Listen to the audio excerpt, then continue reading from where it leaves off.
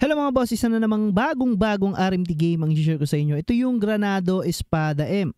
So ngayon, OBT pa lang siya. So lahat ng mga farm natin dito is mawawala or madidelete yan. Okay? Kung may magbenta sa inyo ng account, wag nyong bibilin mga boss. OBT pa lang tong ating Granado Espada M.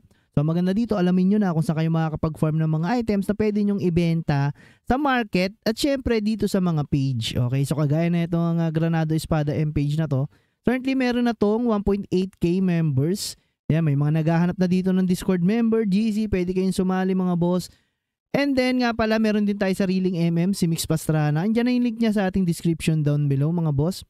Yan, so OBT, official launch pa lang. So kung may magbenta sa inyo ng account dito mga boss, is wag na wag nyong bibilin. Okay? Kasi madidelete lang din yon, sayang. Kahit napakalakas pa nun is mawawala rin mga boss.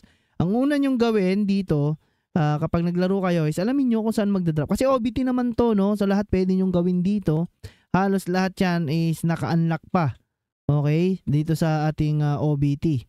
Hindi pa yan masyadong mamimera mga boss, no? Kasi ipatetest pa nila sa lahat ng players yung mismong game. So ito na yung pagkakataon nyo para mag-explore and then syempre malaman kung ano yung magandang pambenta dito sa ating RMT, no, sa market. So via Ghost Trading dahil walang player-to-player trade. So kahit i-check natin mga boss, ayan, pag-click natin to. So invite to squad lang ang meron. So correct me if I'm wrong pero alam ko wala talagang player-to-player trade itong ating Granado Espada M. So pasensya na kayo sa graphics mga boss. Naka-emulator kasi tayo. So kahit na naka-settings tayo ng all best dito sa environment, ayan, so best natin ulit. Ayan.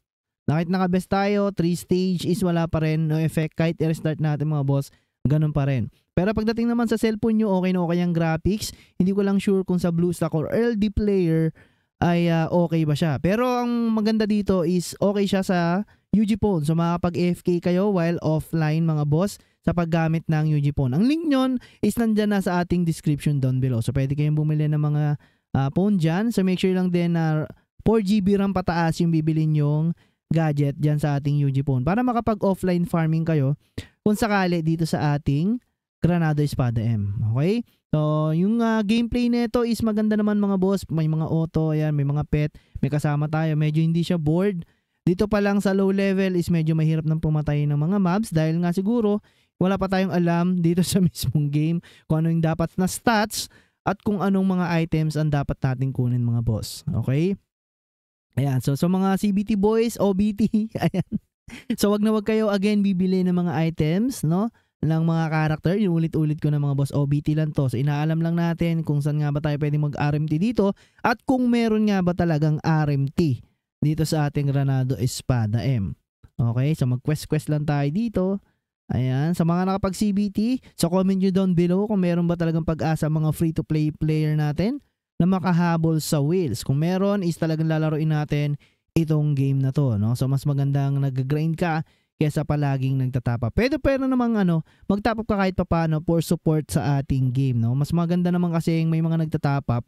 Dahil kung walang magtatapap, mga boss, may malamang ma-dead server itong ating Granado Espada M, no? Ano nga naman pambayad din na sa server kung wala namang bumibili at nagtatapap dito sa game. So give and take lang, free-to-play player and wheels, magkasama talaga yan sa isang game. So wala dapat mag-away-away dyan. Okay, so nasa inyo gusto nyo gumastos or gusto nyo mag-free-to-play all the way. Okay mga boss? So titignan natin kung meron din tayong mabibili dito sa ating Granado Espada M. Okay? So sa tingin ko yun lang muna and then update ko kayo mga boss kung nagustuhan ko nga ba talaga itong Granado Espada M. Magbibigay tayo ng mga build guides, no? Tulad nito, parang natipuan ko tong assassin natin mga boss. Okay? So yun lang muna again, Potski.